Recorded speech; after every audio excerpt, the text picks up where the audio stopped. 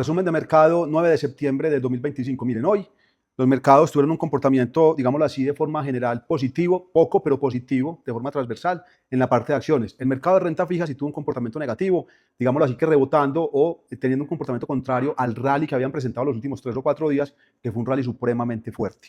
Entonces, ¿cuáles fueron los datos más relevantes de la jornada de hoy? Por un lado, en Estados Unidos salió la revisión de las nóminas no agrícolas entre el mes de abril de 2024 y marzo del 2025, o sea, 12 meses consecutivos. Ese dato había salido en 818.000 pérdidas de puestos de trabajo no agrícolas durante ese periodo de tiempo y lo revisaron al alza a 911.000. O sea, se perdieron más puestos de trabajo de lo que inicialmente se había dicho. Y eso básicamente refuerza la expectativa de recorte de tasas por parte de la Reserva Federal en su reunión del 16 y 17 de septiembre. ¿Por qué razón? Porque la mayoría de miembros de la Reserva Federal ha dicho claramente que el foco o que el principal riesgo del mercado americano está en la parte del empleo. Y estas cifras ratifican eso que están diciendo. Entonces, el mercado que lo que está esperando, 93% de probabilidad de que bajen 25 básicos en la reunión de septiembre, y ya la probabilidad de recortes para la reunión de octubre se incrementó al 73%, otros 25 puntos básicos.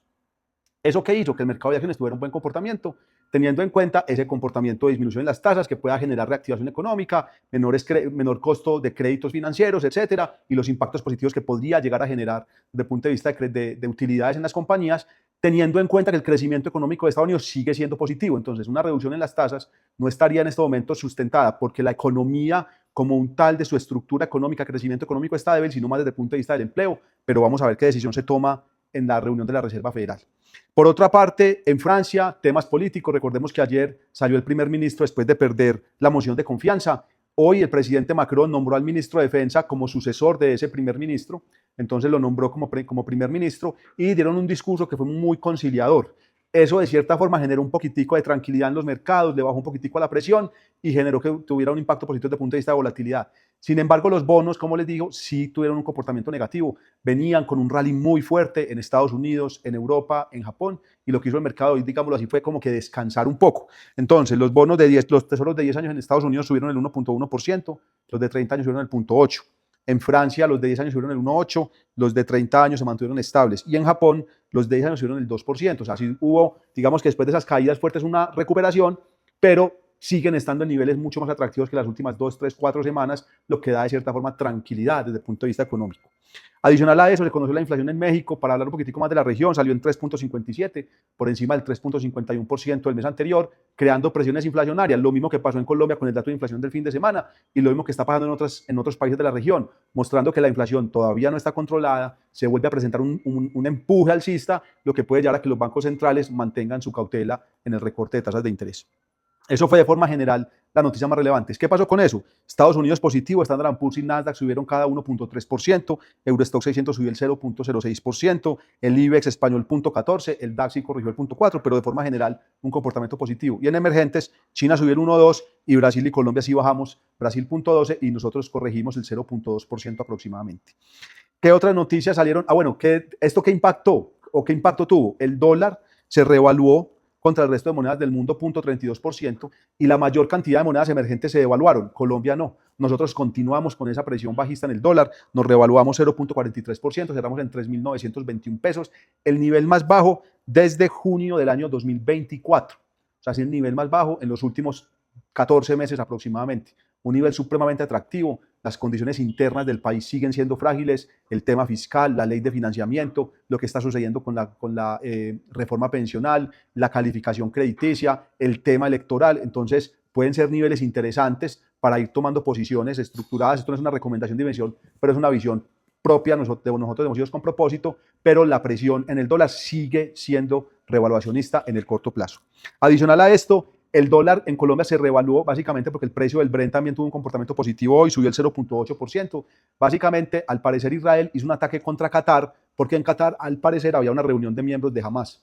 Entonces, eso volvió a incrementar los riesgos y la volatilidad de lo que está sucediendo desde el punto de vista de riesgos en Oriente Medio, del escalamiento de un conflicto armado que pueda poner presión sobre los flujos de petróleo. Recordemos que en esa zona pues, del mundo se produce la mayor cantidad de petróleo del mundo, sobre todo por el estrecho de Hormuz, que pasa creo que el 40% del volumen comercializable. Entonces eso volvió a generar alertas, alarmas, y eso presionó básicamente al alza el precio del Brent, y nosotros en el día de hoy pues, nos comportamos con esa subida en el precio del Brent, pues nos revaluamos el 0.43%, como les digo. El oro continúa al alza, 0.4%, $3.620 la onza aproximadamente, continúa en máximos históricos y la tendencia de corto plazo sigue siendo alcista en el oro.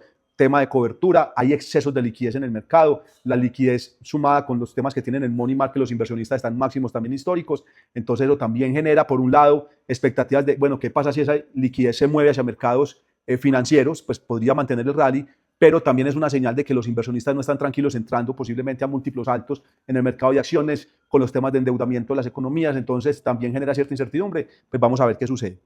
En Colombia, como les digo, bajamos el 0.2%, 85.000 millones después de volumen de negociación, la acción que más subió fue el Cóndor, 10%, pero con 34 millones de pesos, realmente nada material y relevante como tendencia o por una noticia, fueron unas transacciones puntuales muy pequeñas, seguido por Enca 1%, y lo que más corrigió fue Nutresa, 3.9%, y Canacol 2.6%.